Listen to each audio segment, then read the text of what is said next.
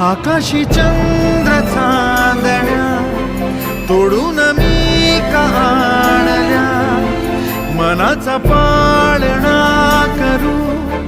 बांधून घे जरा झुला,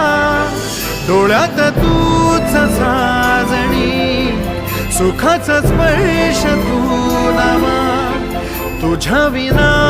उरेन अर्थ जीवना, उजळे तुझ्या हसूने कणकण, अन चंद्र हे हातीचे काकण.